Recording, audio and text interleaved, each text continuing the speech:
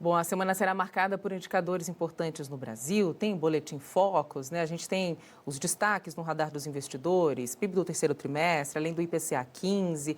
Ainda temos a agenda internacional. Nos Estados Unidos, o mercado analisa e espera o índice de preços que será divulgado. E sobre esses assuntos, a gente conversa agora com Marcelo Bolzan, planejador financeiro e sócio da The Hill Capital. Tudo bem, Marcelo? Bom dia. Olá, Thalita, muito bom dia. Prazer falar contigo aqui na Band News. Prazer é nosso. Bom, começando com essa agenda, esse resumão desta semana, vamos falar um pouquinho sobre Boletim Focus, falar sobre PIB do terceiro trimestre, né? Enfim, essas esperas e dados que são super importantes, principalmente nesse início de ano, né? Inclusive, até começo te perguntando se um PIB mais forte agora seria um sinal de crescimento sustentável ou ainda reflexo de estímulos pontuais? Olha, Thalita, o dado importante do dia certamente é o Boletim Focus. A gente vai entender aqui quais são as principais projeções econômicas do mercado. Esse boletim ele é pesquisado toda sexta-feira.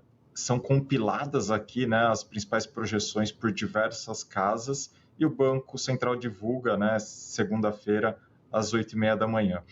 E o importante é que na semana passada nós tivemos divulgações de vendas no varejo bastante fortes, tivemos divulgação ali do IBCBR, que é uma prévia do PIB, e elas vieram acima das expectativas. Então, esses dados mais fortes da economia brasileira, eles podem ter reflexo agora nessa atualização do Boletim Focus. E nós acreditamos que é uma surpresa positiva esses dados mais recentes, mostrando ali, né, um consumo ainda forte, o mercado de trabalho ele continua bastante pujante e isso tem estimulado, né, o PIB, principalmente por essa parte de consumo.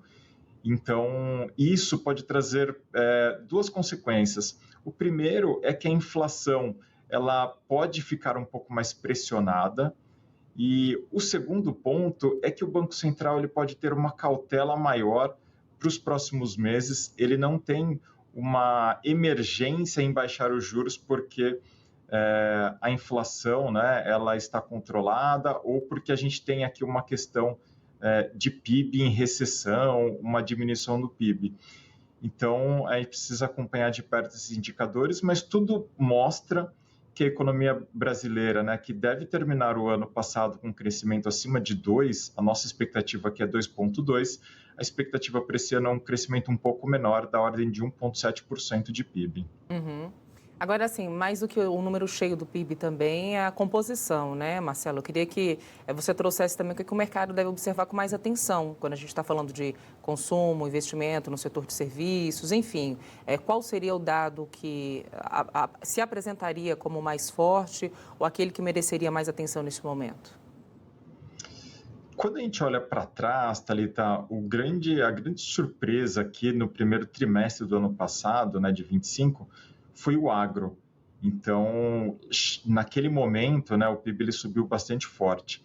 Agora, tudo indica que para esse atual momento, as surpresas venham justamente por essa parte de consumo. Agora, no início do ano, estão valendo as novas regras, né? Então, a gente tem tabela de imposto de renda corrigida e aquela isenção majorada. E essa isenção, né, maior aqui para os assalariados, isso será convertido em consumo. Então, a gente imagina que as surpresas positivas ao longo do ano em relação ao PIB, eles venham muito mais por parte dos gastos das famílias, por consumo. Então, na parte de serviços ali, a gente deve ter uma surpresa positiva. Agora, eu queria aproveitar a tua participação também para falar de IPCA, né? Enfim, expectativas. A gente ainda está muito naquela agenda inicial de ano, né? Muito. Vamos sentindo ainda o tom de 2026, apesar de saber que vários indicadores são resultado ainda de uma leva que tivemos em 2025. Mas falando um pouco sobre a expectativa para o IPCA 15, se ele chegar um pouquinho acima do que se espera, isso muda de alguma forma o discurso do Banco Central, né, de queda de juros, inclusive, o que a gente mais espera ali para o início do mês de março, o que a gente mais tem falado por aqui. Mas qual é a análise que vocês fazem?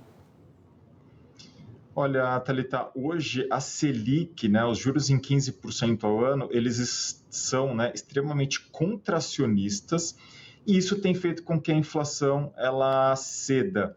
E é isso que a gente tem acompanhado nos últimos meses. Quando a gente pega o número fechado do ano passado, a inflação fechou em 4,26, então ficou dentro daquele limite máximo ali do Banco Central, que é de 4,5%. Então, gradualmente, essa Selic elevada, ela tem reduzido a inflação. E é isso que a gente espera ao longo desse primeiro trimestre. Os dados, eles devem vir cada vez mais tranquilos, né? A inflação ela deve continuar convergindo para alguma coisa mais próximo de 4%. Então, isso vai abrir espaço para que o Banco Central comece a fazer esse processo de corte de juros. Então, a gente tem que acompanhar aqui, né, ao longo da semana, mas reforço que esses dados mais fortes de atividade, eles tiram a pressão do Banco Central, ou seja, ele não vai ter pressa em cortar juros, visto que a atividade econômica do país ela vem né, mostrando, né, uma resiliência. Uhum. Então, se a gente tiver dados de inflação bem mais fracos, eu acho que isso poderia fazer com que o Banco Central cortasse os juros de uma forma mais rápida. Mas não é o que a gente imagina. A gente espera que essa inflação ela convirja, mas de uma forma bastante gradual. Bom, e para a gente fechar, dá para a gente falar também um pouquinho sobre o cenário internacional, né? Falando sobre Estados Unidos, teremos a divulgação do índice de preços dos Estados Unidos, também aí nesse radar.